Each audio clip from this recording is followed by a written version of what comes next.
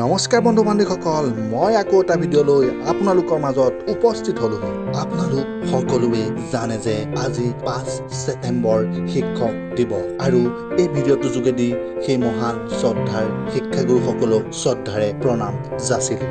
আহক আমি আজি জানিম শিক্ষক দিৱস কেনেকৈ হ'ল আৰু কেতিয়াৰ পৰা আৰম্ভ হ'ল আৰু টিচাৰ শব্দটোৰ সম্পূৰ্ণ অৰ্থ কি, এই সকলোখিনি জানিবৰ বাবে ভিডিঅ'টো স্কিপ নকৰাকৈ শেষলৈকে চাই যাওক। আজিৰ পৰা বহু বছৰ আগত কেইজনমান ছাত্ৰ ছাত্ৰীয়ে এবাৰ সৰ্বপল্লী ৰাধাকৃষ্ণদেৱৰ ওপজা দিনত তেখেতৰ ঘৰলৈ গৈছিল আৰু কৈছিল যে ছাৰ, আজি আমি আপোনাৰ জন্মদিন পালন কৰিব বিচাৰোঁ।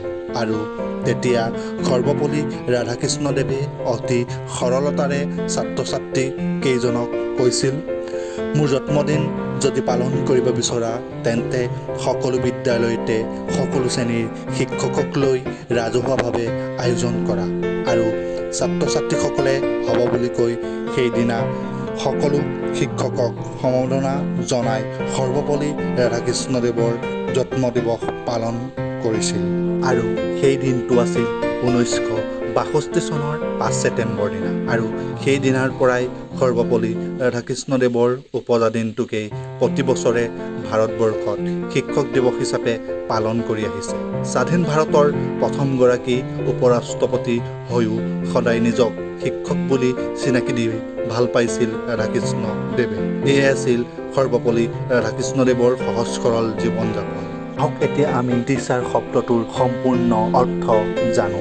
টিচাৰ শব্দটোৰ টিৰ অৰ্থ হ'ল টেকফুল, যাৰ অৰ্থ হ'ল ছাত্ৰ ছাত্ৰীয়ে সহজে বুজি পোৱাকৈ কৌশল প্ৰয়োগ কৰা উচিত। ই হ'ল ইফেঞ্চেচি, বিষয় জ্ঞানবোৰ সমকক্ষমতালৈ আনি কাৰ্যকাৰী কৰা উচিত। এ হ'ল এবিলিটি, তাৰ অৰ্থ হ'ল বিষয়ৰ ওপৰত দক্ষতা থকা উচিত।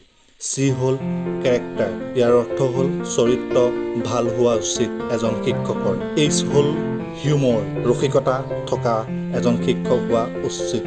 ছাত্ৰ ছাত্ৰীক বিষয়বস্তু জ্ঞান যাতে ৰসৰ যোগেদি দিব পাৰে। ই এক্সপেৰিয়েঞ্চিভ, ইয়াৰ অৰ্থ হ'ল বাকপটু হোৱা উচিত, অৰ্থাৎ বিষয়বস্তু জ্ঞান দিওঁতে যাতে শিক্ষকজনৰ কোনো ধৰণৰ উকাজ নাথাকে। আৰ ফুল ফ্ৰম ৰিডনেছ, ইয়াৰ অৰ্থ হ'ল শ্ৰেণীকক্ষত পাঠদান কৰোঁতে পাঠদানৰ ওপৰত প্ৰস্তুতি থকা উচিত। গুৰু শব্দৰ অৰ্থই হ'ল আন্ধাকাৰ বিনাশ পোহৰ অনা। আপোনালোকে যদি মোৰ ভিডিঅ'বোৰ চাই ভাল পায় তেন্তে লাইক, কমেণ্ট, ছাবস্ক্ৰাইব কৰিবলৈ নাপাহৰিব আৰু লগতে ছাবস্ক্ৰাইব বুটানৰ কাষত থকা বেল আইকনটো